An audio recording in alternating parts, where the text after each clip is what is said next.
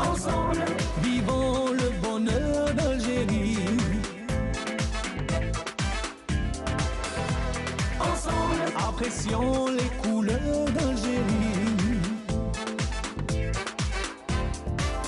Le soleil, les merveilles du pays, un réveil de fraîcheur et de vie. Ensemble, vivons un moment de nostalgie. Bien le bonjour à vous, chers amis téléspectateurs, et on est très heureux de vous retrouver en ce 15 avril, qui correspond au 3e jour du mois sacré de Ramadan. C'est le mois de la piété, du partage, et bien sûr, c'est un mois vraiment qu'on attend toute l'année. Eh bien, on est tout content de faire Ramadan. J'espère que vous allez passer un bon moment avec nous pendant 1h30. Eh bien, on vous a concocté un programme très varié puisqu'on a introduit une nouvelle rubrique et vous allez la découvrir avec nous tout à l'heure, juste après le flashback. Et bien, sans plus tarder, on va commencer par la médecine et on va parler des diabétiques pendant le mois de Ramadan. On parlera aussi du mouvement associatif qui est très actif pendant le mois de Ramadan. On parlera aussi de l'université et vous allez découvrir avec nous 2 domaines qui sont très intéressants pour nous. Et bien sûr, le coin vert et les belles plantes qui égayent nos intérieurs et nos extérieurs aussi seront présents en cette matinée. Et bien sûr, le 15 avril qui correspond à la journée mondiale de l'art, eh bien, on aura avec nous 2 artistes et pas des moindres puisqu'ils représentent l'association Art Actif. Et bien sûr, on finira avec notre nouvelle rubrique que vous allez découvrir avec nous dans un petit moment. Mais je vous laisse languir un petit peu puisqu'on a l'habitude de commencer avec flashback et une très belle interprétation de Ahmed Sabar, Sidna Ramadan.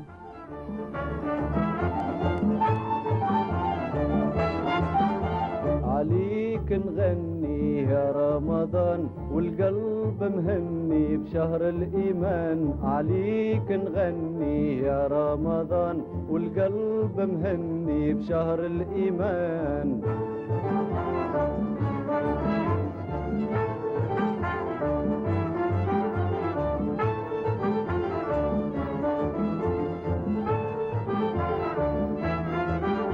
قلبي يستنى طول السنة عليك يتمنى يا رمضان. قلبي يستنى طول السنة عليك يتمنى يا رمضان.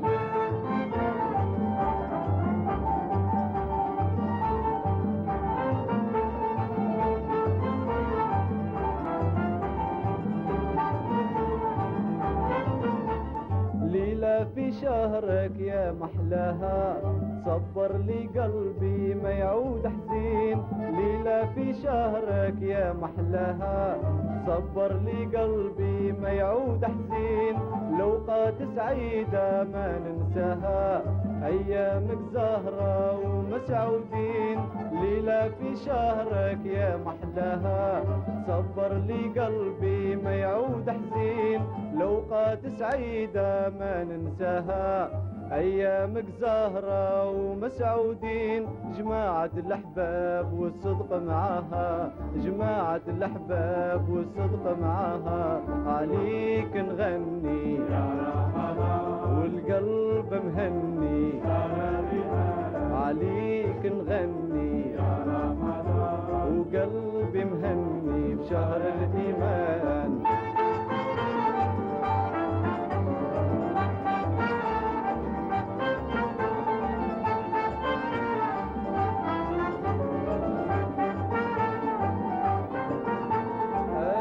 وحبابي نستنوا فيك غاب هلالك وعلينا بان. انا وحبابي نستنوا فيك غاب هلالك وعلينا بان. توحشنا نورك غنينا عليك يا شهر الفرحة للعربان. انا وحبابي نستنوا فيك غاب هلالك وعلينا بان. توحشنا نورك غنينا عليك يا شهر الفرحة للعربان. العربان تشفي القلوب من كل حزان تشفي القلوب من كل حزان عليك نغني يا رمضان والقلب مهني عليك نغني يا رمضان والقلب مهني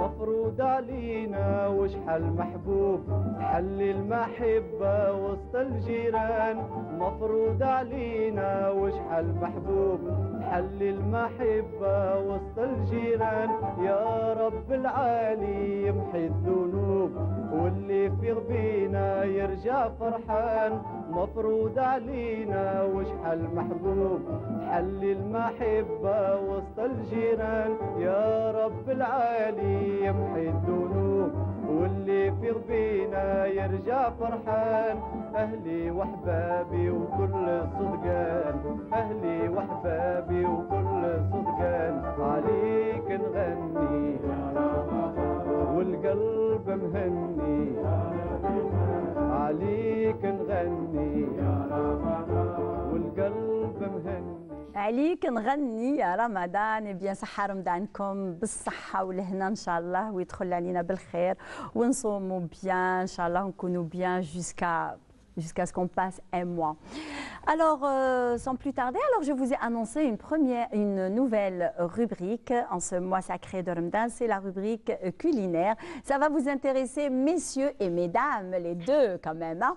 Eh bien, c'est avec notre chef Ferida Tayeb. Alors, elle a fait des études, 2 années de sciences juridiques et administratives. Elle a fait aussi une licence en littérature et langue française. Elle a fait une formation professionnelle en cuisine traditionnelle. Bonjour Ferida, ça va? Bonjour Iman, ça va? Alhamdoulilah. Vous allez bien? Ça va, merci. Marhaba bik. Merci. Et merci aussi d'avoir accepté notre proposition de nous faire la rubrique culinaire. Merci de m'avoir choisi. Je vous en prie. Alors, on va faire quoi aujourd'hui? Qu'est-ce que vous allez nous concocter aujourd'hui? Qu'est-ce que vous allez nous préparer de bon? Alors, on va faire 3 sortes de salés. Des choux au thon, une tourte revisitée et des quiches au fromage. Oh là là là là. Alors aujourd'hui, c'est dommage, hein, on en a Saïmine, c'est bon. Mais on pourrait éventuellement les préparer chez nous à la maison aujourd'hui, pourquoi pas? Puisqu'on va suivre pas à pas Ferida Tayeb. Alors elle est traiteur, vraiment. Moi je sens déjà dès maintenant qu'on va avoir vraiment envie d'en manger de bon matin. Ça on peut attendre jusqu'à le maghrib. Donc vous allez commencer par quoi? Par les choux. Très bien, parce que ça prend du temps, c'est ça? Oui, voilà, exactement. Donc il faut préparer la pâte à choux? La pâte à choux, puis la farce. Ah, très bien. Et la pâte à choux, elle est à base de? Farine, eau, margarine ou beurre et des œufs. Très bien. Je vous laisse alors et on reviendra dans un petit moment. Merci. On va dire Nadarbo alik talla. Inch'Allah. D'accord? Bon courage. Eh bien, comme je l'ai annoncé tout au début, on commencera par la rubrique médecine avec docteur Mimoun Leila. Alors, elle est diabétologue. Aujourd'hui, on va parler du diabète et de Ramadan. Alors, il y a des diabétiques qui disent qu'on peut faire Ramadan. Il y en a ceux qui ne peuvent pas. Il y en a ceux qui essayent de le faire. Ils savent qu'ils ne peuvent pas le faire, mais ils le font quand même. Mais il y a des répercussions qui sont très graves. Donc, bonjour docteur. Bonjour Imen. Ça va? Ça va très bien, merci de m'avoir invité. Alhamdulillah. Je souhaite un bon ramadan à tous les Algériens, à tous les musulmans. Et voilà, je dirais que, effectivement, le diabète, voilà, peuvent jeûner? C'est la question qui revient à chaque fois d'ailleurs. Déjà avant Ramadan, 3 mois avant Ramadan, on est dans cette optique, c'est-à-dire est-ce que je peux jeûner, est-ce que je ne peux pas jeûner? Et d'abord, en première intention, il faut voir la motivation du patient, parce que s'il est trop motivé, on est obligé de l'accompagner. On ne peut pas dire, parce que si on va lui dire non, ne jeûne pas et que chez lui, il va le faire. Il va le faire quand voilà, même. il va le faire, donc ce serait bête. Donc l'idéal, c'est de l'accompagner. Très bien. Actuellement, en 2021, il y a des recommandations concernant Ramadan, ce qu'on appelle diabète and Ramadan, c'est-à-dire diabète et Ramadan, qui ont scoré. ils ont mis des scores. C'est-à-dire, c'est des scores, un questionnaire auquel le malade doit répondre. Et par la suite, on doit dire est-ce que ce malade peut jeûner, ne peut pas va jeûner, mais modérément, score modéré, c'est-à-dire le risque est moyen. Il y a le risque faible, c'est-à-dire à peu près entre 0 et 3. Entre 3,5 et 6, c'est un malade qu'il faudra accompagner, qu'il faut surveiller, surtout l'autosurveillance. Justement. Voilà. Prendre sa glycémie plusieurs fois par jour. Plusieurs fois par jour et après le phtor. Et aussi, c'est-à-dire, et puis il y a les scores au-delà de 6, c'est-à-dire ça c'est des malades qu'il faudra contre-indiquer à contre-indication absolue dans le pour jeûner. Parce qu'ils risquent l'hypoglycémie, et l'hypoglycémie est très grave. Oui, alors c'est ça le challenge, c'est d'avoir, de surveiller cette hypoglycémie. Parce que le plus gros risque d'ailleurs dans les scores, le risque hypoglycémie est en première ligne. Ceci dit, il faudra expliquer aux patients qu'on arrête le jeûne en rupture du jeûne quand on a une glycémie moins de 0,70 et moins. Il y a des malades qui peuvent ressentir une hypoglycémie à 1 gramme. Donc cela aussi, on va leur interdire, ils doivent rompre le jeûne. Et puis il y a aussi des malades qui sont à 3 grammes. Parce que 3 grammes, ça veut dire que le sang il est trop chargé en sucre et donc il va se déshydrater, il va former ce qu'on appelle des thromboses, des caillots et ça va migrer. Et à ce moment-là, il peut faire une complication grave, à savoir AVC, infarctus, etc. Très bien. Alors, et qui est exempté de Ramadan? Alors, quel est le type de... Parce que le diabète, déjà, c'est 2 types. 2 types, type exactement. 1 et type 2. 1 et type 2. Voilà. Donc, qui est exempté de Ramadan? Alors, ceux type qui sont... 1 ou type 2? Non. Ou alors, il faut voir un petit peu ce sont les Je cas. parlais tout à l'heure du score. C'est-à-dire que avant, il y a quelques années, dès qu'on avait l'insuline, c'était « Ah, il ne faut pas jeûner ».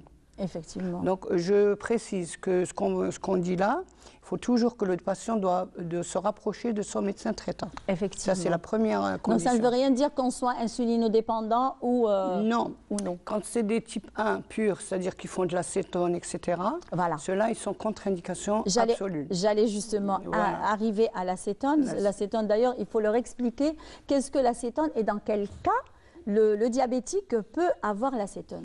Alors l'acétone, c'est quoi? C'est des corps cétoniques, c'est de l'acétone qui est libéré. C'est un déchet. Voilà, c'est un déchet de l'organisme.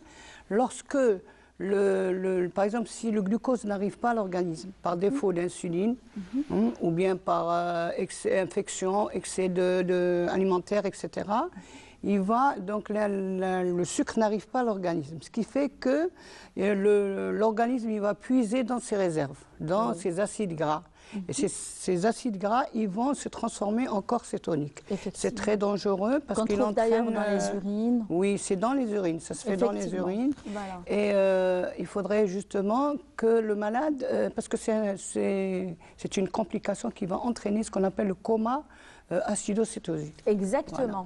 C'est que je voulais arriver à ça. Oui. Parce qu'il faut expliquer aux malades diabétiques que jeûner peut entraîner beaucoup de complications et elle peut entraîner aussi la mort. Oui, oui. Donc, la mort survient, si on faisait des statistiques réelles sur le terrain, on va voir que beaucoup de diabétiques peuvent, je ne dirais pas beaucoup, mais quand même un certain pourcentage de diabétiques peuvent décéder suite à 2 complications. La complication première, c'est l'hypoglycémie. Voilà. Quand il y a une baisse parce que quand il y a une baisse de sucre, c'est pas le médecin qui va traiter, c'est le malade lui-même. Il doit se resucrer. Donc on n'est pas à côté de lui. Donc en plus c'est une complication aiguë. Exactement. Voilà. Donc il faudrait qu'il se resucre immédiatement. Le problème essentiel, c'est que on est dans une société où on ne pardonne pas aux gens qui peuvent manger. Voilà. Donc, si lui, il est en hypoglycémie, s'il va manger, il risque de se faire, comme il y a une fois, je crois, il s'est fait tabasser parce qu'on pensait qu'il mangeait, qu'il ne jeûnait pas, alors qu'il était en hypoglycémie. Donc ça, c'est le premier problème qui fait que le patient est quelque part dérangé, il ne peut pas, il peut pas aller manger et donc là, ça va aggraver. Il va dire, je vais arriver chez moi et l'hypoglycémie, ça ne pardonne pas. Exactement. Alors, qu'est-ce qui fait varier la glycémie? Alors, la variation de la glycémie, Exactement. d'abord... Parce qu'on peut, même un sujet qui n'est pas diabétique peut avoir une glycémie très variée pendant le mois de Ramadan. Oui. Parce que premièrement, c'est le jeûne, c'est la fatigue, donc on peut avoir une hypoglycémie, on peut avoir aussi une hypotension. Oui. Donc, parce que, on va dire, c'est l'alimentation et le cours de notre journée qui fait que on est, on va dire, ces ce petits problème. désagréments. Voilà. En fait, l'organisme est bien réglé. Quand on va jeûner, c'est le foie. Le foie, Voilà. il va régler cette glycémie, il va contrebalancer le manque de sucre, donc, parce qu'on ne va pas manger. Donc il va libérer ce qu'on appelle le glucogène. Le glucogène, c'est quoi? C'est du sucre en réserve qui est dans notre foie et qui, une fois il y a une baisse, il y a un système d'alarme qui fait que il libère du sucre. Cependant, l'histoire de malaise, etc., ça dépend de l'organisme. Si une personne est trop stressée, elle est fatiguée, elle a fait le ménage avant Ramadan et tout le reste, donc fait que... Surtout le grand ménage. Hein. Le grand ménage, mesdames. grand Alors, ménage, vous en oui. avez eu pour votre compte. Hein? Ouais, et comment? Et du coup, donc, il est en baisse de forme. Effectivement. Voilà, il faut prendre un peu de vitamines et surtout boire beaucoup d'eau. Voilà. Voilà, C'est lui après qui le ftar. régule tout, Oui, en fait, après hein. le ftar, il faut boire beaucoup d'eau, fait qu'après on retrouve un peu son énergie, prendre un peu de vitamines et voilà. Très bien. Alors, juste une toute dernière question, docteur Bimoun. Alors, quels sont les principaux conseils pour parvenir, on va dire, à respecter justement le ramadan? Alors, d'abord chez le diabétique, on parle du diabétique, Oui, bien sûr, le on sujet parle du diabétique. diabétique. D'abord, il faudrait, comme j'ai dit, se rapprocher de son médecin, établir une carte à répartir les médicaments. Des malades qui sont sous insuline, s'ils n'ont pas de complications, c'est-à-dire qu'il est sous insuline, mais quand on fait le bilan de complications, il n'y a pas de complications, et qu'on peut l'accompagner dans le jeûne, et on peut en fait séparer, donner les doses à peu près pour pouvoir jeûner. Bien sûr, toujours avec le risque d'hypoglycémie, il faut arrêter le jeûne, ou l'hyperglycémie, il faut arrêter le jeûne. Immédiatement. Voilà, immédiatement. Donc, et puis surtout les sucres, parce que Ramadan, c'est l'appel au sucre. Nous avons la table qui est trop bien garnie. Voilà, et là, il faudrait avoir un régime diététique. Il faut manger diététique. Il faut séparer les rations. Il ne faut pas tout prendre d'un coup, parce qu'après, d'autant plus que s'il est hypertendu, sa tension, elle va augmenter. Donc, il faudrait être un peu plus raisonnable et garder cette convivialité de Ramadan, et voilà, et tout se passe bien. Exactement. Donc, pour les diabétiques, il faudrait qu'ils se surveillent vraiment. Oui, l'autosurveillance, si vous voulez juste un mot pour l'autosurveillance. Oui, justement. Oui. Alors, l'autosurveillance, il faudrait que beaucoup de malades, dès qu'ils se réveillent, ils prennent leur glycémie. Et du coup, il faut la prendre à partir de midi. Déjà, il faut mesurer sa glycémie à midi, à partir de midi pour voir, voilà, parce qu'il y a des malades, dès qu'ils se réveillent, il a une glycémie un peu élevée, ils paniquent. Donc, on va leur dire qu'il vaut mieux aller vers midi, vers 5 heures, pour voir s'il est en hypo. Parce qu'à partir de 5 heures, on est dans la zone 17 heures, on commence à être fatigué. Voilà, l'hypoglycémie, avant le ftar, bien sûr.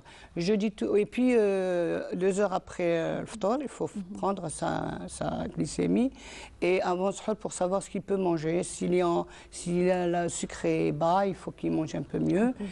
Si le sucre est un peu élevé, donc il doit réajuster. Et c'est impératif que même avec une glycémie qui est très basse, il faut faire son insuline. Ah non, quand elle est basse, il peut faire mais il doit manger. Manger avant de faire son insuline. Non, il fait son insuline, il mange. Et il mange, oui. Voilà, c'est ce que je voulais. Et avant, oui. Voilà. Après.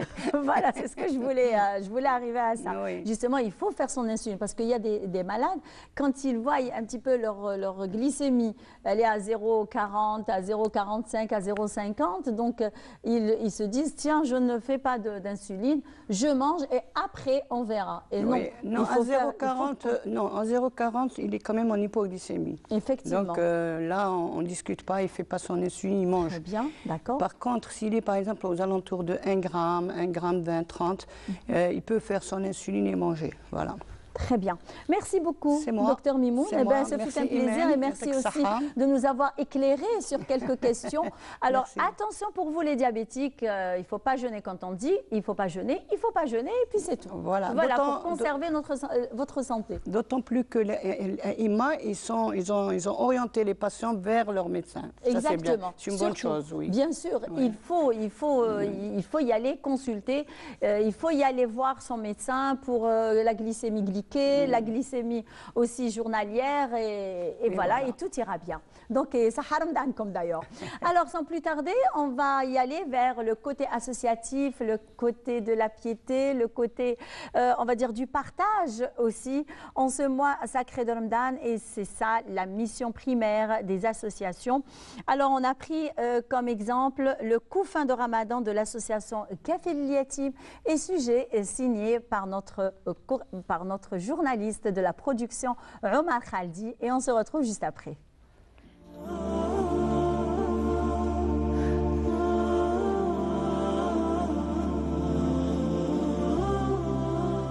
Malheureusement, comme à chaque année, un grand nombre de familles n'ont pas les moyens de subvenir à leurs besoins lors du mois sacré de Ramadan. Cependant, l'opération du coup fin de Ramadan, lancée depuis déjà quelques jours en faveur des familles nécessiteuses qui ont droit à un coup fin spécial.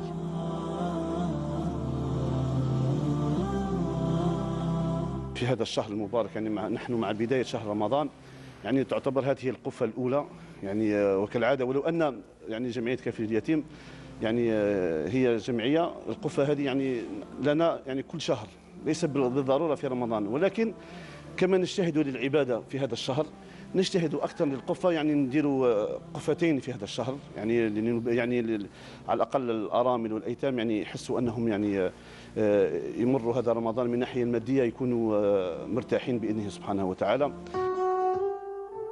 L'association Kafil Yatim Bureau d'Oran, cette association qui œuvre à porter de l'aide nécessaire aux plus démunis, a entrepris la distribution des coups fins en faveur de plusieurs familles dans le besoin. عاونوني القفه كانوا النهار الاول كانوا يديروا لنا من شهر لشهر ودروك الاحتياجيات والدنيا قوات والمغبنه كثروا كاع شويه القفه نقصت. ايوا الحمد لله كاع هكا والحمد لله يا ربي هكا وعاونونا والله العظيم لا كيعيطوا لنا ويقولوا لنا ارواح والله لا نفرحوا من قلوبنا ربي راه شاهد. وقفوا معايا وقدموا لي يد المساعده وليت مره على مره نجي عندهم ندي هذه القفه تاعي اللي نلقى فيها راحتي نلقى فيها متطلبات زعما تاعي تقريبا الحمد لله. Le coup fin composé des denrées alimentaires variées grâce à l'implication des bienfaiteurs pour cette opération caritative qui vient consoler les personnes aux grands besoins.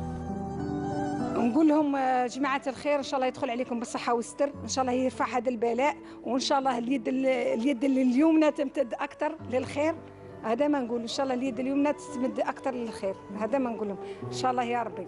نتمنى ان شاء الله يصوموا رمضان بالهنا والصحه ويروح لنا هذا المرض ان شاء الله يا ربي ونولوا ان شاء الله غايه يا ربي. نتمنى ان شاء الله صيام مبارك لجميع الجزائريين اولا ولجميع الامه الاسلاميه ان شاء الله ينعاد عليهم بالخير والصحه والعافيه ان شاء الله.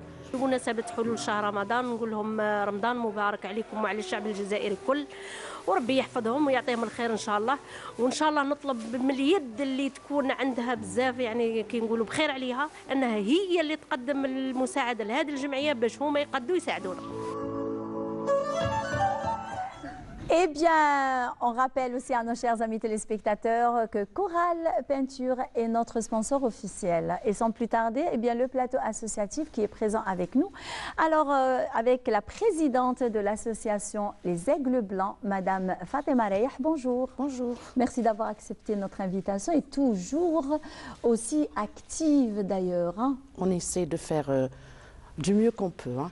Oui, je sais. C'est un petit peu difficile. Surtout cette année, hein, ça a été difficile. Hein. Oui. Très bien, vous n'êtes pas seule puisque vous êtes accompagnée de Madame Radia Boudou. Alors, vous représentez le groupe BLK Benet El Khair. Exactement, oui. Merci d'avoir accepté notre invitation. Avec et bien plaisir. sûr, le côté associatif qui est très présent pendant le mois de Ramadan, pas uniquement pendant le mois de Ramadan, mais pendant le mois de Ramadan, d'ailleurs, il est beaucoup plus actif que les autres mois de l'année. l'année. Donc, Madame Fatima Rayah, parlez-nous un petit peu des préparatifs des couffins de Ramadan. Alors, pour les préparatifs, cette année, d'habitude, on reçoit des dons, ça se fait automatiquement, on n'a pas besoin de se déplacer, tout se fait automatiquement. Mais cette année, il a fallu qu'on change nos méthodes parce que beaucoup de gens n'ont pas répondu à notre appel. Donc, on s'est déplacé vers des centres, enfin des supermarchés, et on a fait la quête, pratiquement. On a demandé... Alors, vous n'êtes pas venu vers moi, mais moi, je viens vers vous. Voilà, donc on a demandé de l'aide à tout le monde. Et on a travaillé après nos heures de travail, c'est-à-dire à partir de 17h, on s'est rendu dans différents centres qui nous ont autorisé à le faire. Donc de 17h pratiquement à 22h30, 22h, on était dans des centres en demandant de l'aide. C'était très difficile parce que beaucoup de personnes n'ont pas répondu. Parce qu'ils ont beaucoup de problèmes en maternité, donc voilà, c'était pas évident. Ben, j'ai expliqué, grâce au directeur qui m'avait autorisé à faire un appel, à leur expliquer que faire un don n'allait pas diminuer de leur argent, au contraire, ça allait beaucoup plus les aider. Et donc, on a travaillé, on s'est déplacé, on est allé vers les gens, on a demandé de l'aide et comme on dit, l'union fait la force. Exactement. Voilà, donc chacun a remis, disons, un pot de beurre, shkara kimangoulou, de couscous, du sucre, une bouteille d'huile et nous avons pu remplir des chariots. Des chariots, je dis bien des chariots, grâce à ces personnes. Et c'était tous, la plupart des fonctionnaires ou des petites personnes. Comme on dit, Mazel Kain Voilà, Khair. Mazel Kain Khair. Et donc, avec ça, on a pu faire à peu près, jusqu'à présent, on a fait 152 couffins jusqu'à présent.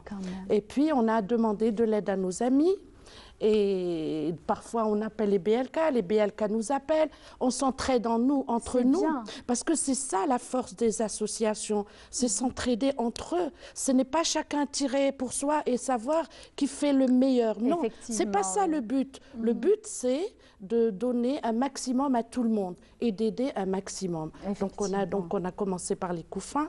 On espère préparer également les tenues de l'Eid si les personnes veulent bien participer. Pourquoi pas? Donc, oui, Inch'Allah, parce que l'an passé, il n'y avait pas de Eid, on n'a pas fait d'Eid. Effectivement, oui. Avec le Covid, avec les enfants, Covid, la pandémie, donc ont été privés de cette joie.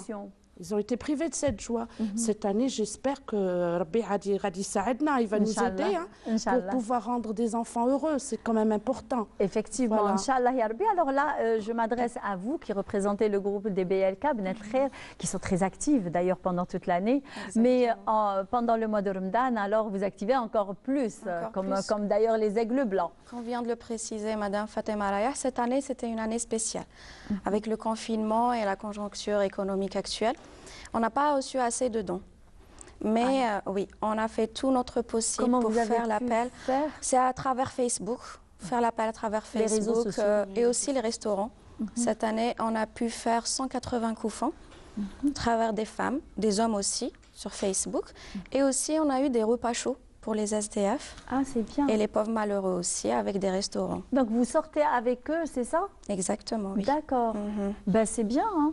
Et vous programmez l'iftar tous les jours, pendant tout le mois de Ramadan? Oui, tous les jours. Et pendant Ramadan, c'est chaque vendredi, en partenariat avec Nasl Khair, l'association Nasl Khair. Ah, très bien. Oui, chaque vendredi, des repas pour les SDF. Très bien. Et pendant Ramadan, c'est des repas pour les SDF et pour les gens nécessiteux, ceux qui sont sans emploi.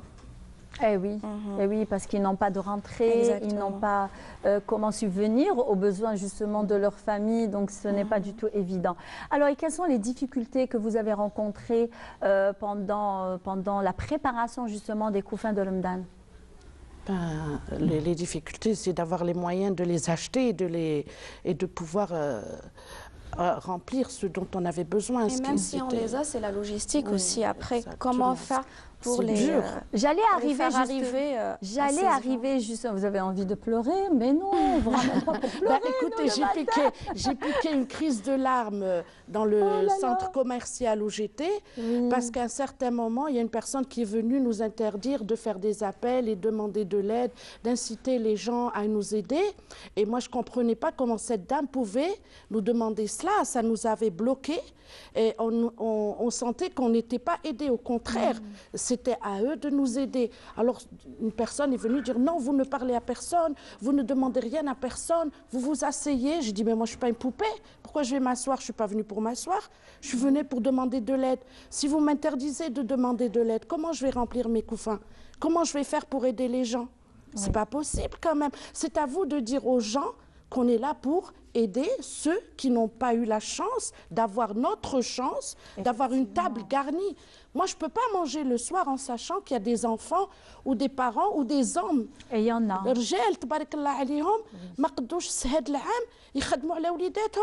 Ils n'ont pas pu. C'est affreux qu'une personne vienne de me dire « Madame, vous vous asseyez et vous ne demandez rien alors que je sors de mon bureau pour ces gens-là. » C'était à elle de m'aider. Je ne citerai pas le nom de ce centre, mais j'ai été vraiment déçue par le comportement de cette personne. Oui, effectivement. Il y a des hommes. Alors j'ai piqué une crise de larmes.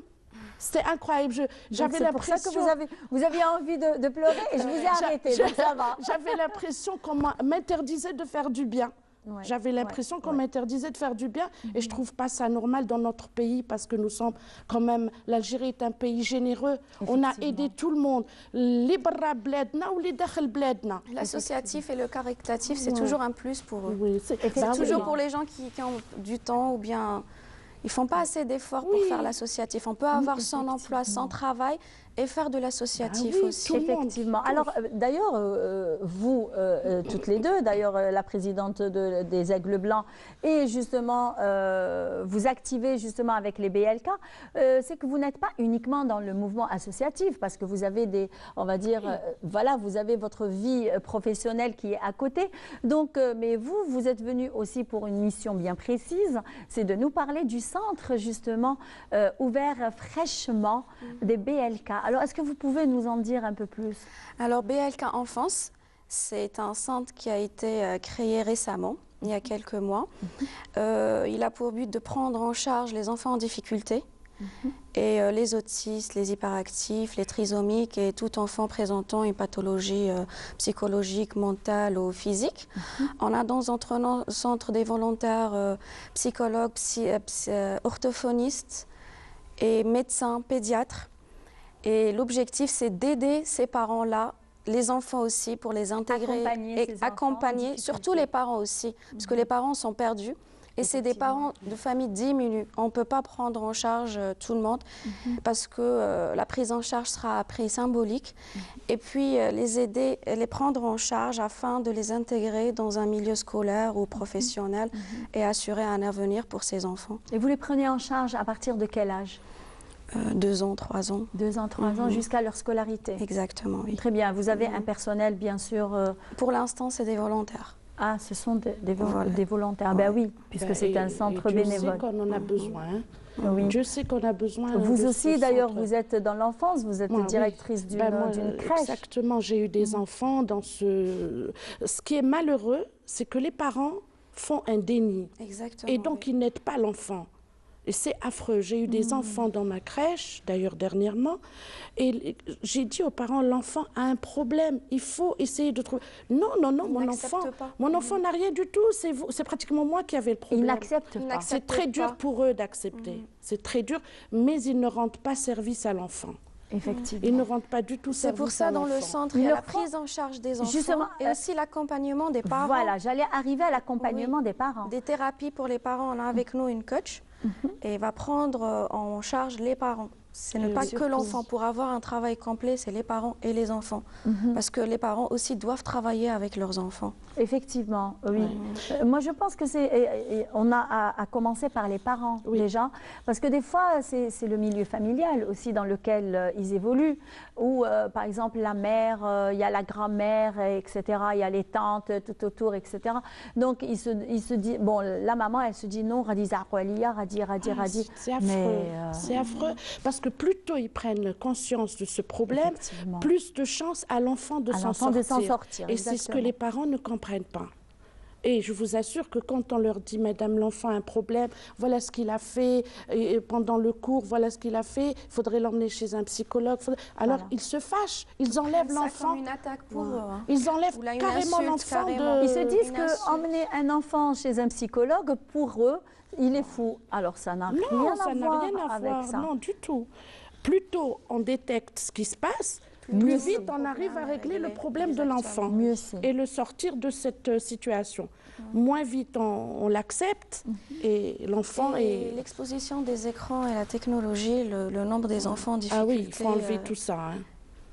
C'est important maintenant. Alors, redites-moi ça, parce que c'est très important ce que vous avez dit. Les écrans, savoir la télévision, téléphone, les enfants sont exposés aux écrans bzaf. Du coup, de nos jours, les problèmes ont accentué à cause des écrans. Effectivement, et ça, c'est le travail et c'est la mission des parents. Voilà. Mais pour s'en débarrasser, les parents, pour être tranquille. Ils lui donnent Ce sont des parents démissionnaires. Pas des parents démissionnaires. Le mode de vie des familles a changé. Les enfants grandissaient dans la grande famille, avaient les cousins, les tantes, les oncles. On prenait du temps pour parler avec les enfants. Mais de nos jours, les couples habitent seuls. La maman rentre fatiguée l'après-midi, elle a beaucoup de choses à faire, le papa aussi. L'enfant, pour l'occuper, il leur donne un téléphone ou bien on lui allume la télévision et on est tranquille.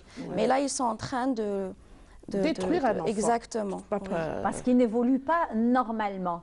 Comme nous, on a vécu d'ailleurs, on a vécu notre enfance, notre adolescence. Nous, on a joué à la marraine, on a joué au pitchak, on a joué à la corde, au ballon, on a joué à tout. Les enfants, je vous assure, toute la journée, ils sont avec une tablette et le papa est heureux d'avoir acheté une tablette à je ne sais pas combien de millions.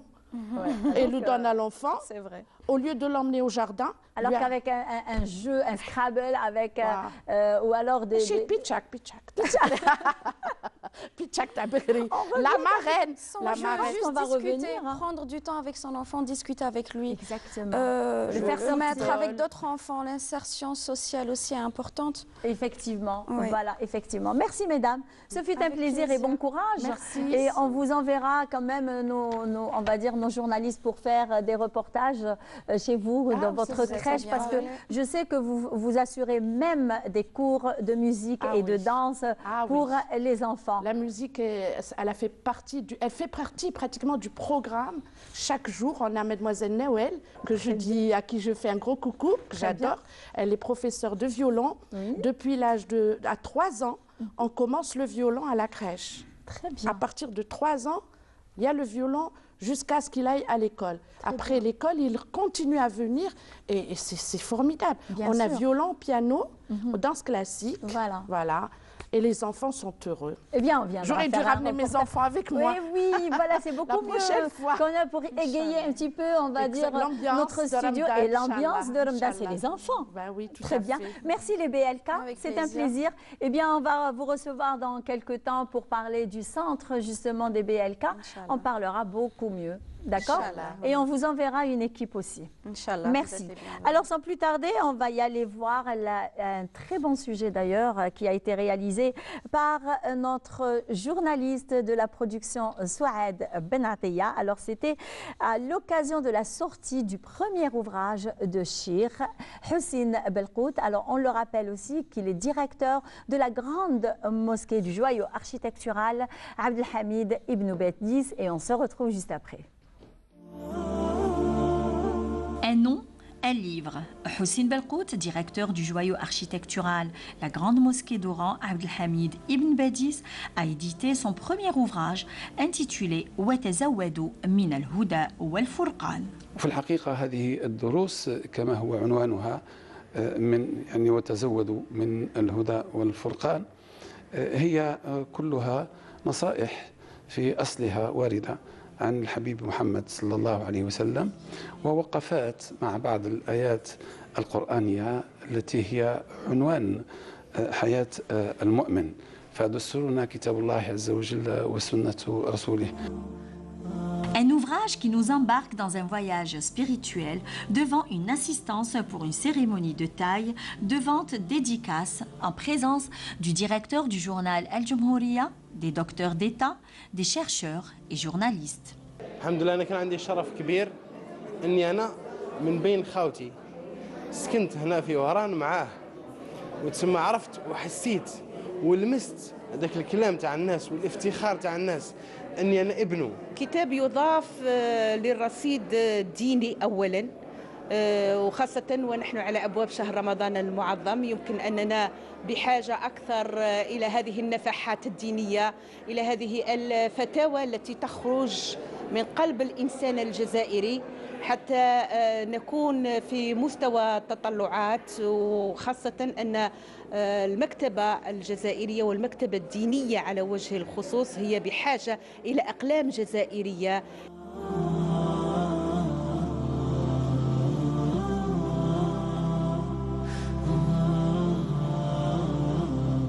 كان دائما يعني هو الشعلة اللي نشوفوها دائما، واعطانا حرية كبيرة يعني باش اشتغلنا وعشنا في حياتنا يعني خاصة يعني بتوجيهات يعني طيبة. الشيخ بالقطب من الشخصيات المعروفة على الساحة الوطنية وخاصة في ولاية وهران، ونحن كقراء أولا وكجريدة احتضنت كتاباته القيمة التي استفاد منها مجموع الناس سواء من الأفكار الدينية أو التحاليل.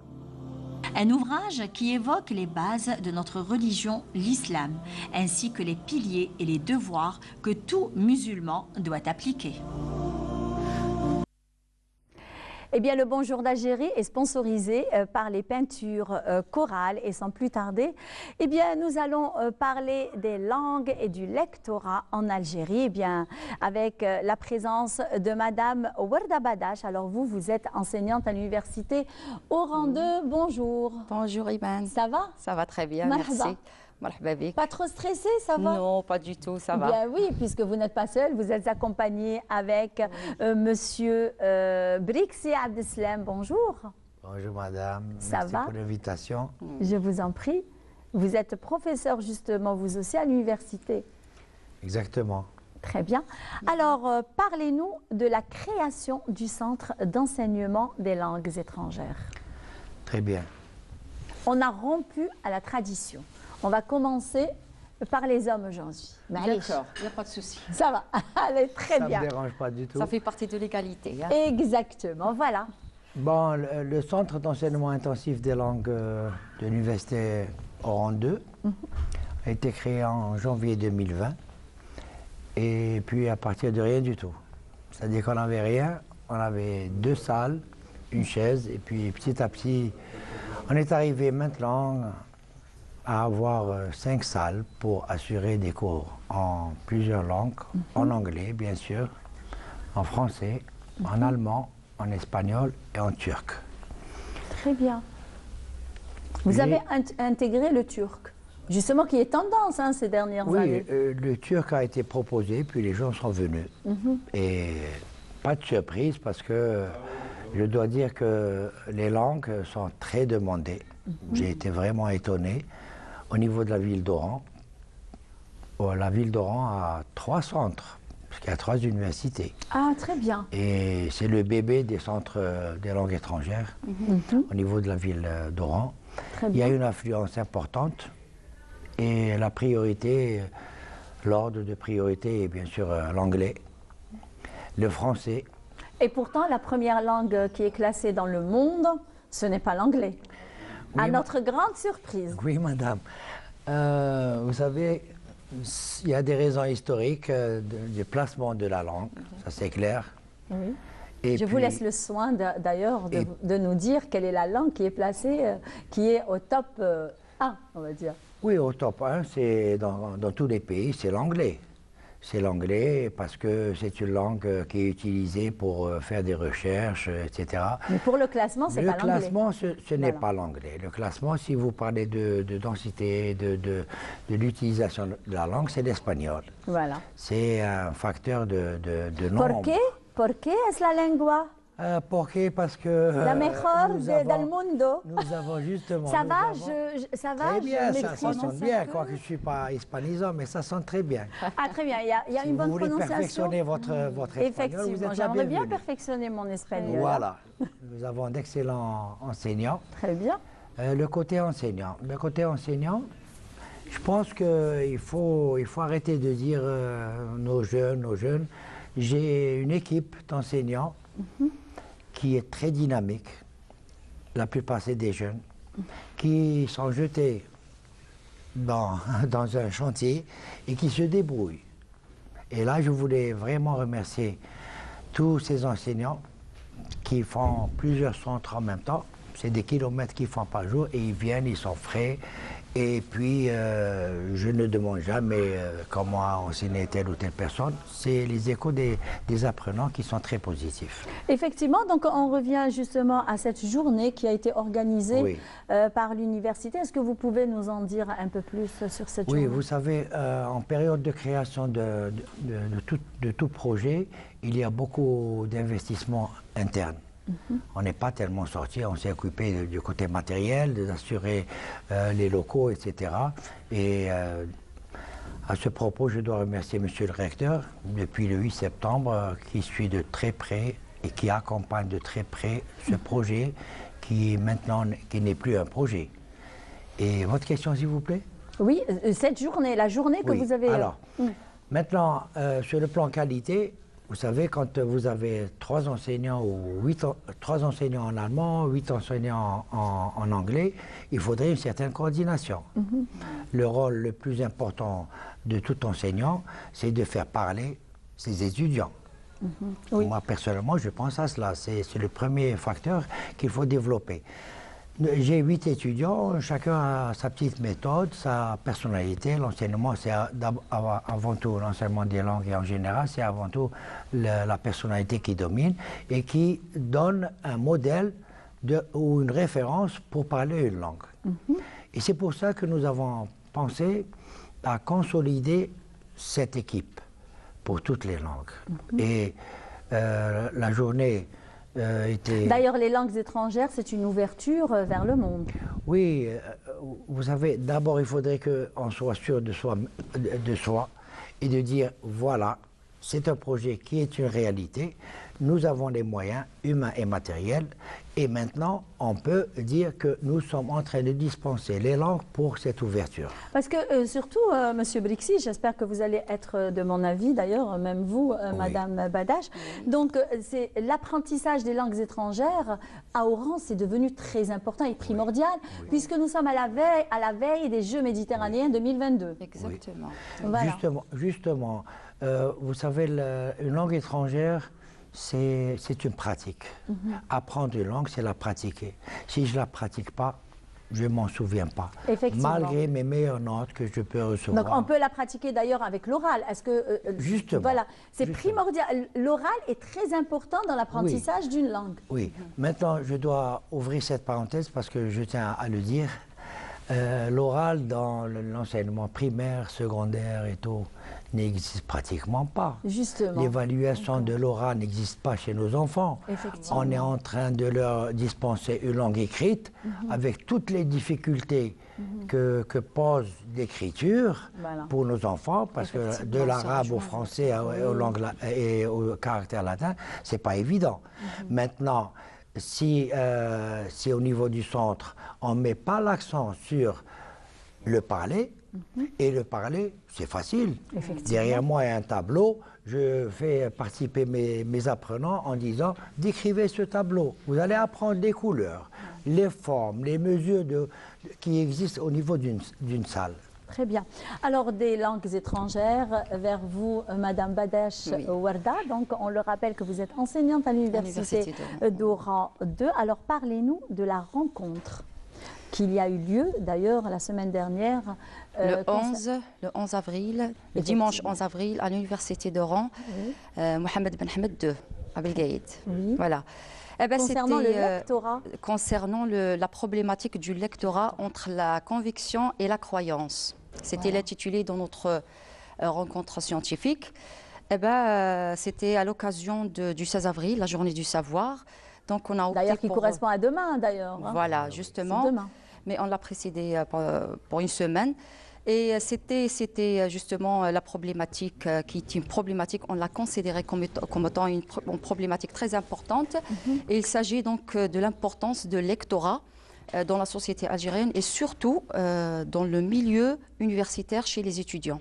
Hein. Donc on a voulu mesurer l'importance du lectorat et est-ce que les étudiants ont cette culture de lire voilà, de la lecture, des ouvrages ou et puis mettre l'accent sur le recul qu'on voit dans notre société par rapport à la lecture, voilà.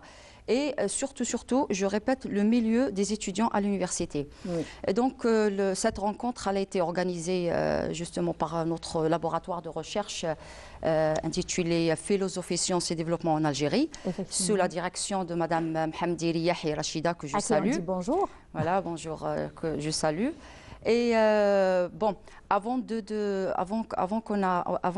faire cette rencontre, justement, on avait fait une rencontre de terrain. Justement, c'était une pré-enquête pour à peu près savoir le climat. C'est intéressant. Oui, pour savoir à peu près le climat de la lecture au sein de l'université, chez les étudiants et même chez les enseignants. Et vous êtes sortis par... Oui, bien sûr. L'enquête de terrain elle a été présidée.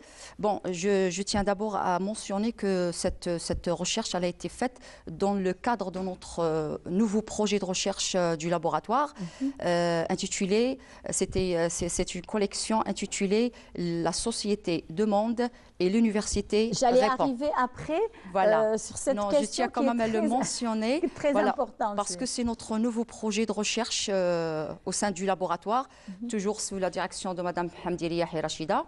Bon, l'enquête de terrain, elle a été présidée par Dr Chennafi Fouzia. D'ailleurs, on a ramené son livre aujourd'hui pour le montrer. Oui, lequel c'est le deuxième. Le deuxième. Voilà. تطبيقات الإحصاء الاستدلالي وتقنيات صبر الآراء في Ça, c'est le produit de Dr Chennafi Fouzia.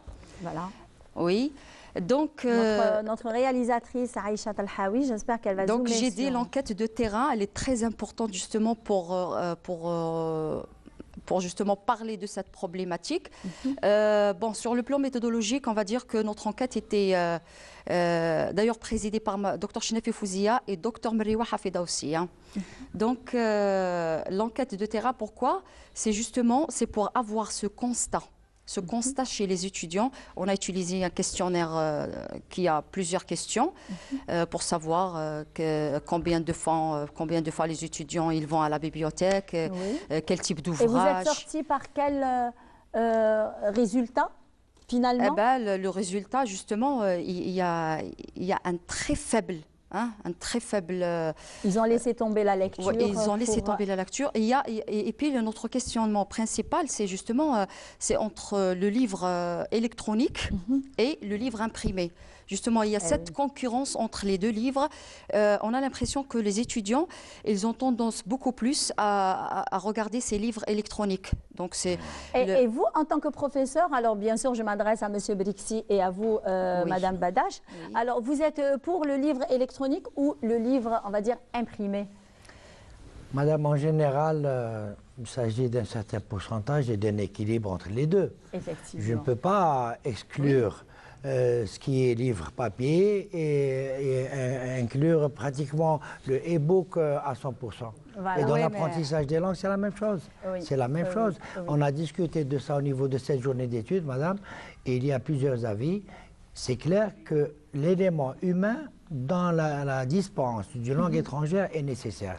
Maintenant, les autres aspects, c'est des apports, c'est des compléments. Mais nous, on veut mettre l'accent sur le lectorat, sur le livre imprimé. Oui. C'est de reprendre, on va dire, l'importance de la lecture. Alors, Madame Badache, moi je pense qu'il ne faudrait pas commencer déjà par l'université.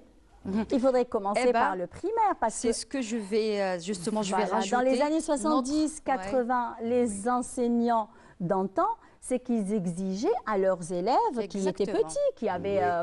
on va dire 5, 6 ans, 7 ans, 8 ans, 9 ans, 10 ans dans le cursus, on va dire, primaire. Donc, ils exigeaient que l'enfant lise. Pour que ça soit une habitude à partir du primaire. Des contes, des... c'était ça. C'est ce que j'allais compléter. Justement, notre enquête de terrain sera poursuivie au sein des écoles. Très bien. On va descendre au niveau des écoles pour justement instaurer cette culture, cette culture de lectorat au niveau des écoles par l'organisation des compétitions, pour reprendre ces habitudes, cette culture qu'on a perdue dans la société algérienne, justement. L'importance de ce livre imprimé, l'importance de la lecture, l'importance par la suite d'écriture, l'importance d'avoir cette habitude de lire. Par contre, aujourd'hui, pour parler de l'université, arrivé à l'université, l'étudiant maintenant à l'université, il a une difficulté. Il a une difficulté pour prendre un ouvrage et pour le lire de A à Z. Je vous donne un exemple, moi, avec mes étudiants, je donne des thématiques de TD, je leur demande de lire pas moins de 5 ouvrages pour faire un exposé, pour réaliser un exposé. Et le jour de l'exposé, je constate qu'il n'a pas lu. Il va sur Internet, il va sur Google, et il fait le résumé, et sinon c'est l'impression. C'est l'impression totale. Il imprime le thème, il met le thème et puis il fait l'impression. Vous acceptez quand on vous ramène on n'accepte pas, mais il faut traiter la problématique. C'est pour ça qu'on a fait ces constats. C'est une étude de terrain, c'est une enquête de terrain. C'est qu'on a envie de comprendre et de savoir pourquoi ce devenir, pourquoi cette situation. La facilité. Moi, je pense qu'ils vont vers la facilité.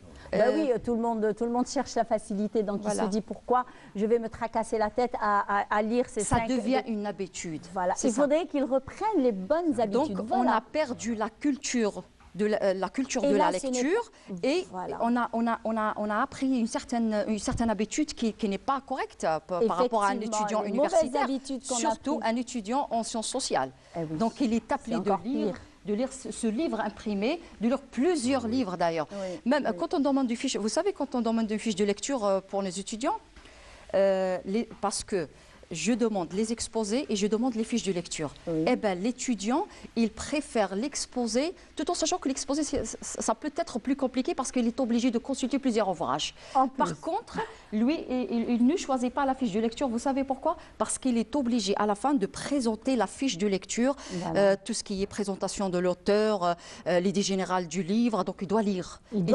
Il sait qu'il doit lire le livre de A à Z. Mais c'est bien pour lui déjà, pour lui, pour son...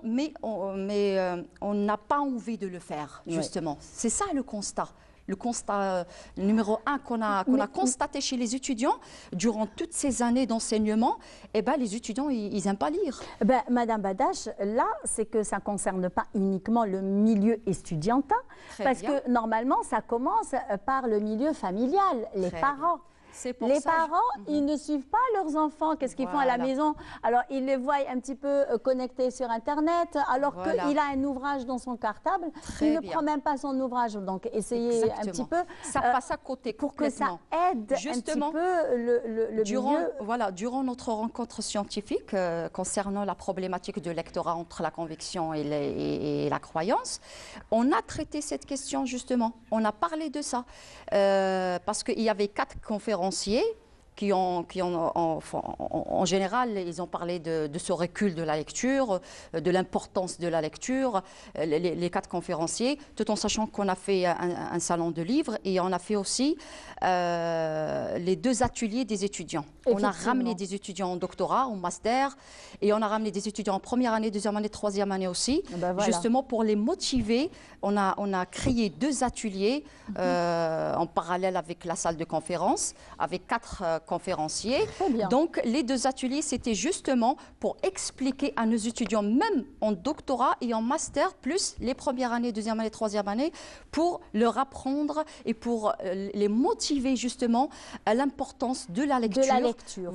Et ils ont préparé des fiches de lecture. Déjà, c'est un début pour eux. Ils ont préparé, mais c'était un travail sérieux de leur part. Pourquoi? Parce qu'ils savent très bien qu'ils vont participer à une rencontre scientifique là où il y a les enseignants, là, ils seront face à des caméras. Donc, Effectivement. ils l'ont Donc, fait. Donc, c'était une sorte de motivation et d'encouragement pour nos étudiants. Et c'est très important. Et à la présence de notre club scientifique des étudiants, Tomouh. Ah, voilà, d'accord, très bien. Ah ben, on les recevra certainement dans d'autres occasions. Ah bah oui, pour ça sera venir l'occasion. ici, eh bien, on Justement pour les gardera motiver. vos- voilà, pour les motiver un Et petit pour peu, que bien. ça sera un exemple pour les étudiants universitaires. Voilà. bien. Alors, je reviens sur le point que vous avez. C'est bon, on a d'autres plateaux, madame. Voilà. Non, c'est très important. Je reviens sur le point de la famille. Justement, on a parlé beaucoup sur la socialisation. La socialisation Effectivement. familiale et la socialisation sociale et la socialisation culturelle. Donc, si vous voulez, sociologiquement parlant, on peut pas traiter une problématique comme ça.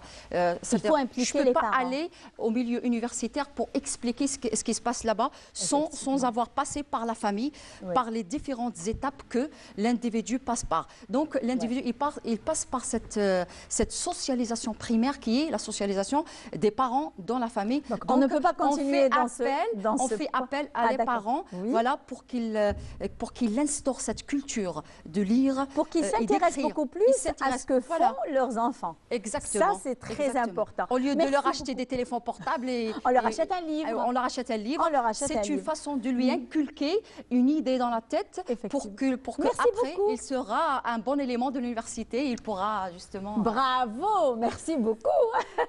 Merci, Monsieur Brixi. Alors, on est en plein mois de Ramadan. On fait la bonne harira oranaise.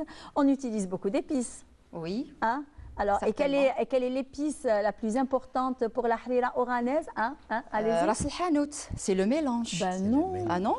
Ah ben non, pour une bonne harira oranaise. Vous m'avez piégé C'est le alors. c'est le Ah, le karouia. Ah bah oui, le karouia, elle est dans le mélange. Hein. Je vous ai eu. Vous m'avez eu, peut-être. Oui. Merci Donc, beaucoup. Je tiens d'abord, il faut mentionner notre. Ça y est, c'est bon parce que là, on a produit d'autres Jalis. invités, s'il vous plaît. On a d'autres invités, on a d'autres plateaux. Merci beaucoup. Et là, on va y aller pour voir un petit peu ce qu'il en est dans les marchés, surtout le marché de Mdine Jdida, alors où on trouve de bonnes épices pour la bonne harira oranaise. Si j'ai signé Fatima Mohamed et on se retrouve juste après. Le mois des saveurs est venu consacrer une tendance culinaire qui s'est imposée depuis la nuit des temps dans les assiettes oranaises. Les saveurs des épices indispensables pour accompagner le moindre mets avec une belle disposition sur les étals du marché à Mdine Jdida. شريت الفلفل شريت الكمون شريت الحرور زعفران والباقي على ربي احنا في وهر معروفين بالعطور هنا في مدينة جديدة توجو نشرو منهم من عند كارتي تاع مدينة جديدة نورمال عادي نوجدوا رمضان هي معروف احنا بالحريره الوهرانيه تاعنا اللي هي الحرور سكنجبير زعما التوابل اللي تستحق في القدره. الزيبيس معروفه من الجد للجد كفايه كاين اللي مخليها تاع جده مخليها الحكمه هذه كاع الناس مشتري به كاين تاع الفريت كاين تاع الحوت كاين تاع المعقوده كاين تاع الفريك كاين تاع حاجات تاع شوربه كاين العشايش كما نقولوا الزعتر هذا اسمها تنجم تقولي دواء الانسان كي ياكل زعما الانسان يسيب روحه ونقول رمضان مبارك للمجتمع تاعنا وكل عام وهم بخير ان شاء الله. Les épices sont omniprésentes, envahissant de leur parfum les narines les plus sensibles pour tout plat oranais qui se respecte durant le ramadan. تشري انا عندها هكا شويه شويه شويه ونردها راس الحانوت ولا نشي حبات من دوك كبرت وما حناش قدو انا كنت نشي بكري حبات كيما هكا ونحميهم وندقهم ونصفي ونغربلهم ونديرهم في هذا نخدم غير هكا بالفتيته بصح اليوم الله غالب الصحه راحت كل يوم يشرو كيف شيله في رمضان تكون اكثر طلب على الايام الاخرى استعدادا لشهر رمضان كما يريدوا راس حانوت الفلفله حمراء هذه كمون الشيء اللي تحتاجها المائده. ولايه وهران معروفه بالكيلي تاع حريره احنا وفي الجزائر العاصمه معروفه بالشوربه كنقول لها شوربه فريك يقبل المواطن الجزائري ماغي هذه الكوفيد هذه كورونا ما ينساش المواطن الجزائري على هذه البهارات الشهر الفاضل اللي يدخل علينا بالصحه والستر ان شاء الله.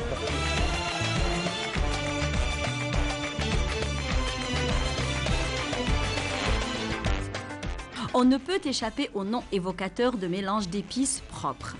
Poivre, cumin, carvi, gingembre, ras el hanout, c'est leur mélange savoureux qui fait la différence et qu'on s'arrache au marché. C'est tout le charme du mois sacré de Ramadan.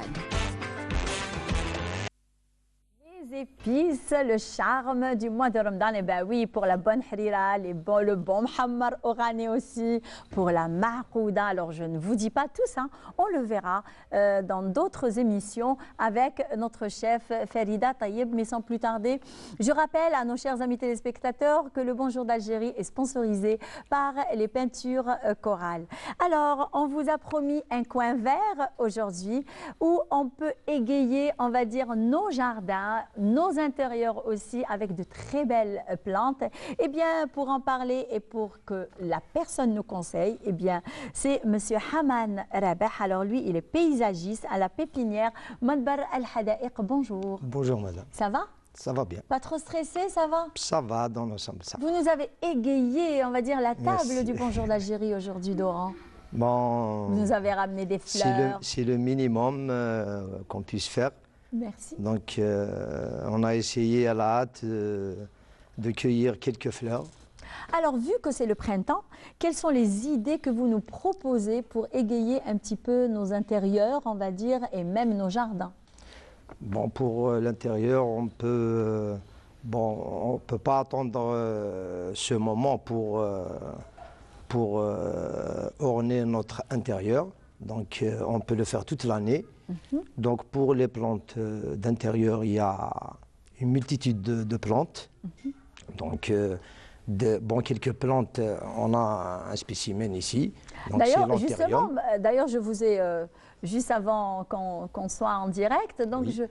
Cette plante est très belle. D'ailleurs, moi, je pensais que c'était du plastique. Oui. Tellement qu'elle est très belle, avec une de très belles couleurs qui est brillante. Donc, comment elle s'appelle cette C'est plante? l'anthérium. Quel est le nom? C'est L'anthérium. Ouais. L'anthérium, bon, c'est parmi les rares plantes d'intérieur qui fleurissent. Bon, si on peut appeler ça une fleur, avec le spathiphyllum. Donc, il y a beaucoup de gens qui demandent des plantes à fleurs à l'intérieur. Malheureusement, on n'a pas une multitude de plantes. Mais on voit quand même des fleurs de cette plante qui ressemblent un petit peu au coquelicot. Sauf que le noir du coquelicot, c'est du jaune. La fleur, c'est pas... la fleur, c'est celle-là.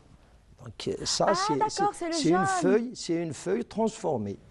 Donc on peut appeler ça une fleur, mais c'est pas vraiment. Mais alors elle est de quelle origine cette Elle plante? est d'origine Amérique du Sud et on peut la trouver aussi en Asie du Sud-Est. Ah d'accord. Ouais. Donc on peut...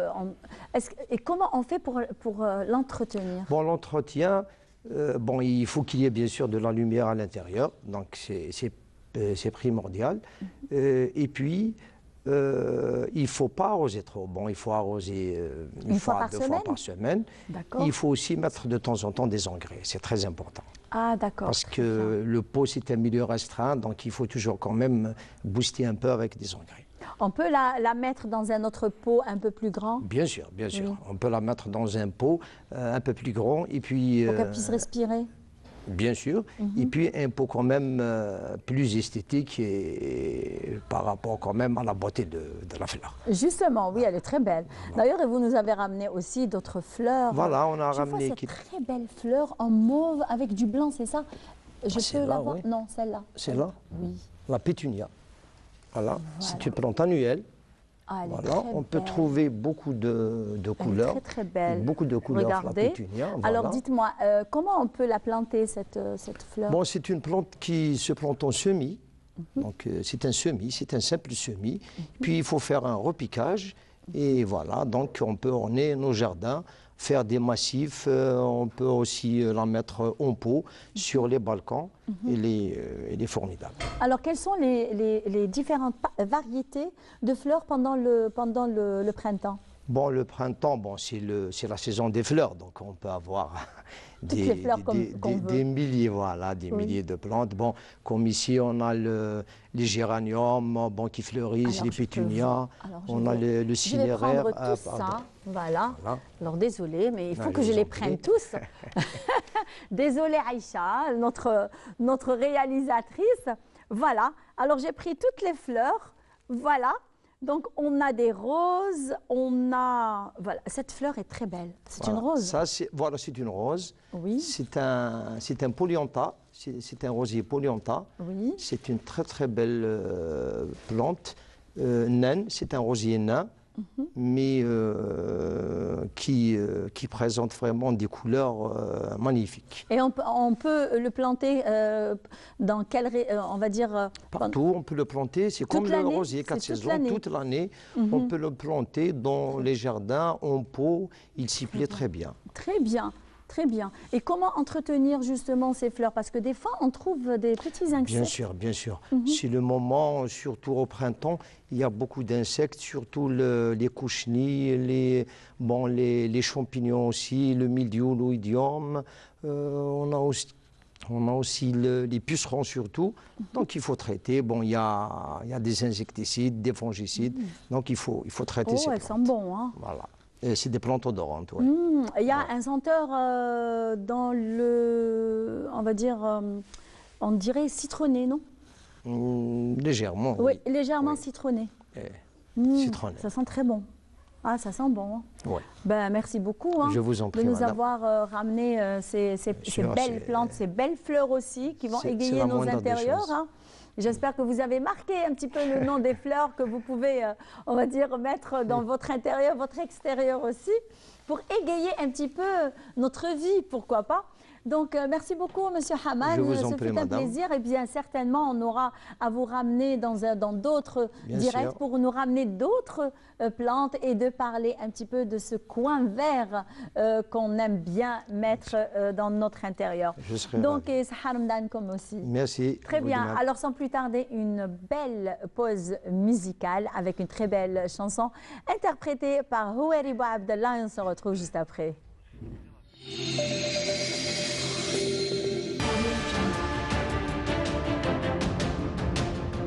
Enfin une peinture algérienne aux normes internationales. Tous vos besoins en peinture intérieure, peinture métal, préparation de support ou peinture extérieure, choisissez Coral Peinture. Coral Peinture, c'est l'IMA à faire.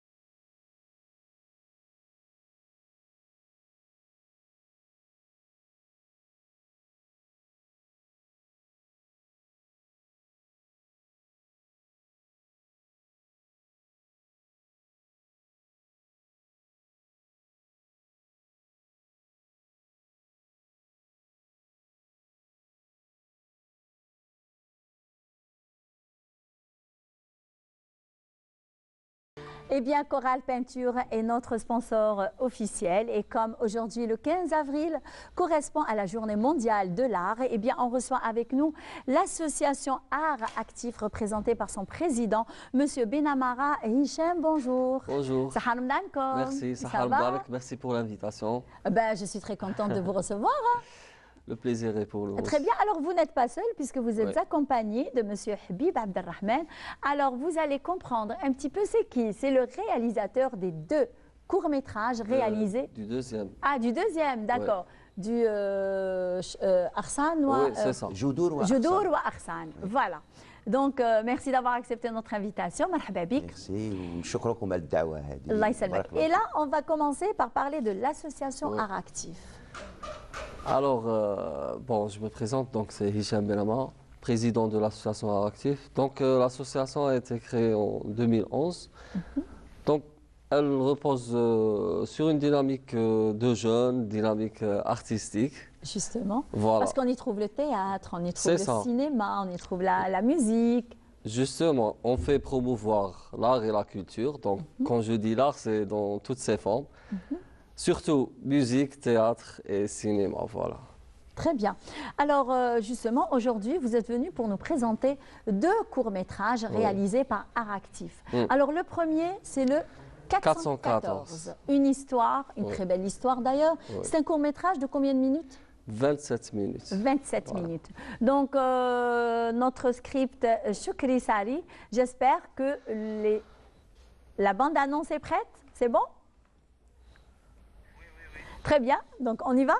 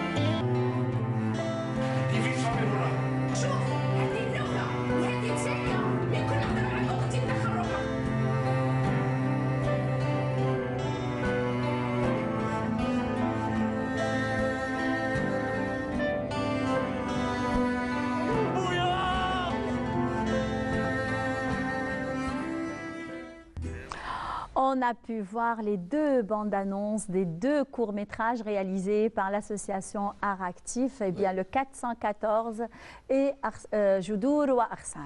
C'est ça. Alors vous êtes le réalisateur du court-métrage Joudour ou Arsan. Est-ce qu'on peut avoir un petit aperçu sur la réalisation justement de ce court-métrage? كيفاش vous avez réalisé هذا الكورميتراج؟ دروك هذه جودور واغصان دروك هذا تورنيناه شغل في جديويه. انا شغل نادي شباب فن نشيط، وهذا النادي شباب فن نشيط انا كيفاش تخرجت من الجمعيه؟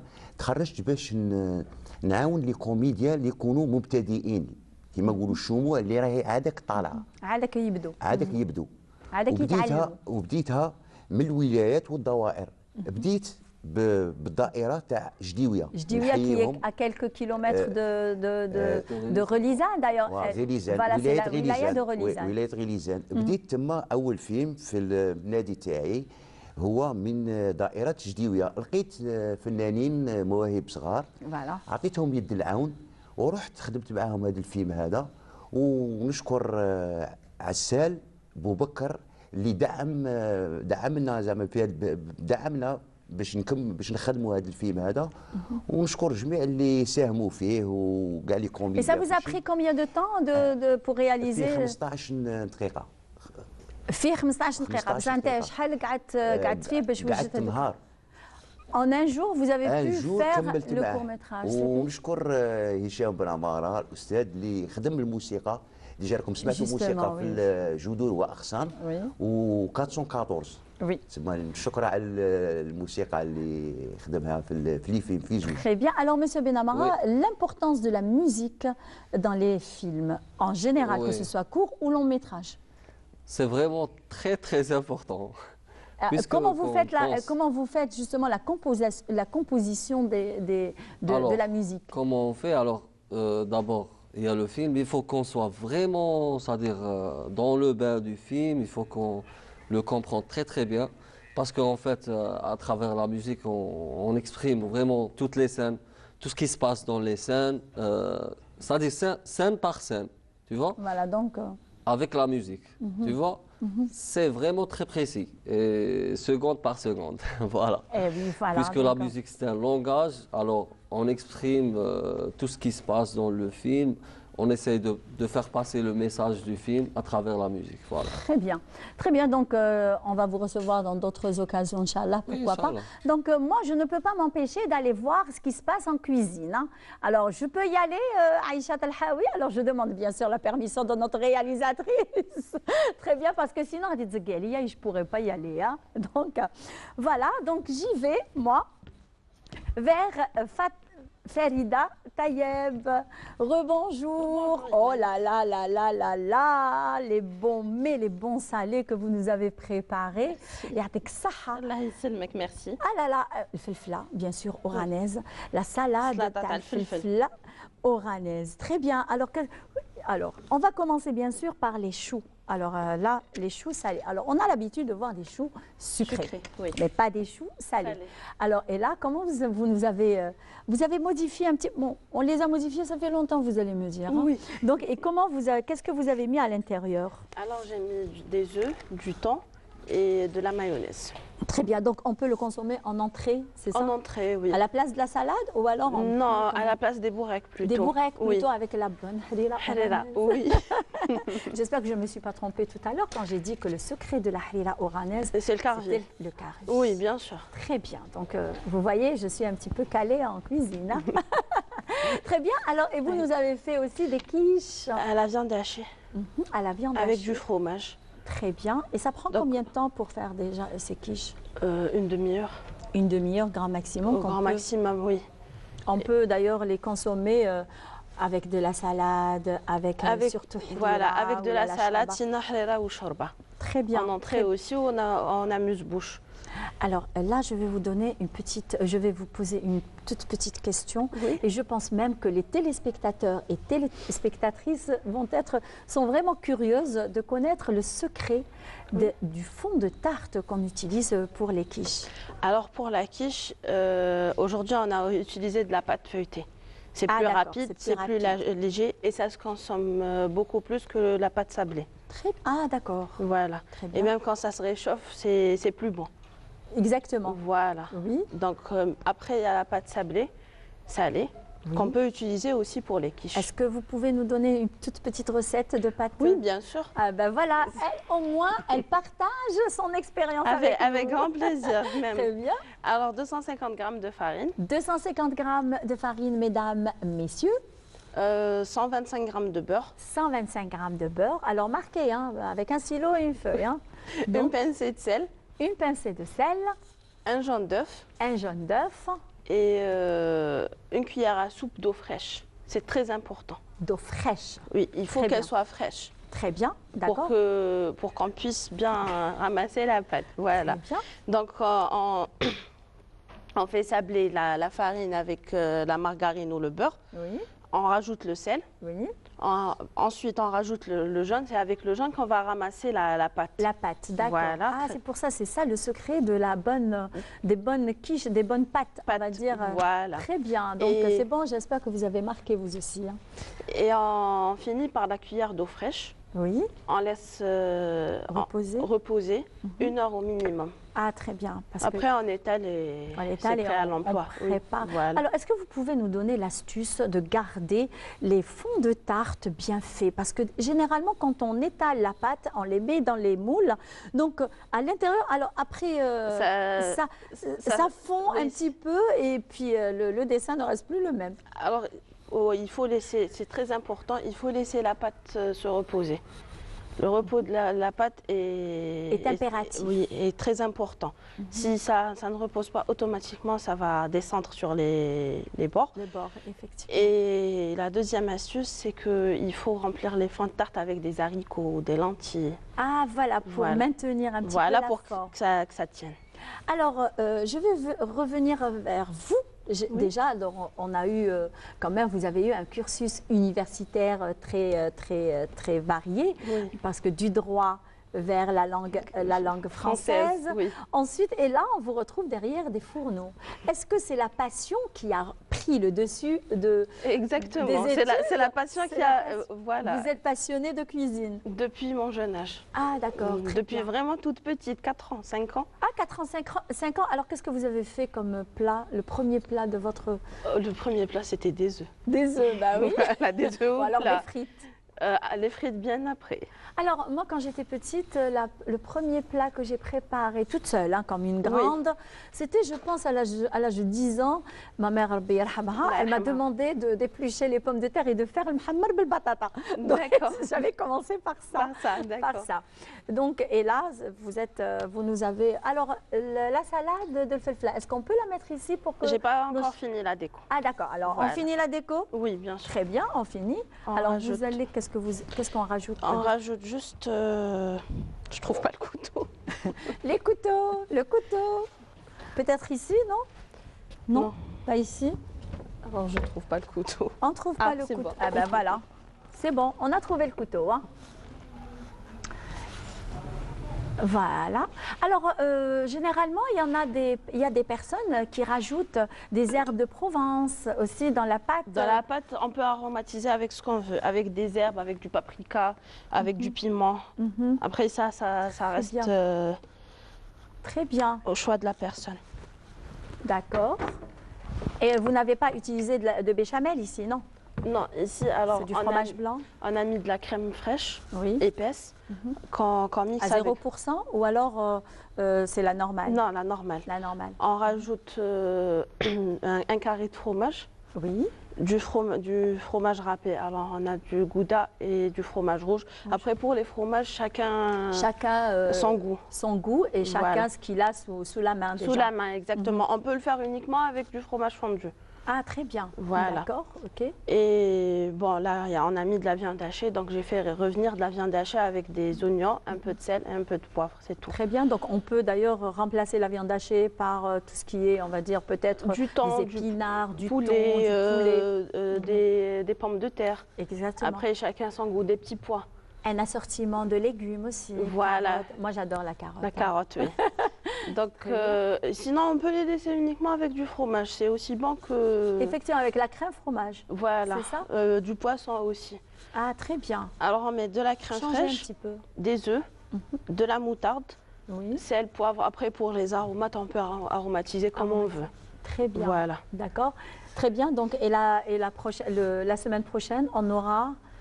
un plat traditionnel. On essaiera d'aller vers un plat traditionnel. Oui. On laisse la surprise au jeudi prochain. Au jeudi prochain, Inch'Allah. Alors vous voyez, nous, on a pensé à vous, chers amis téléspectateurs et téléspectatrices, surtout parce que ce sont les femmes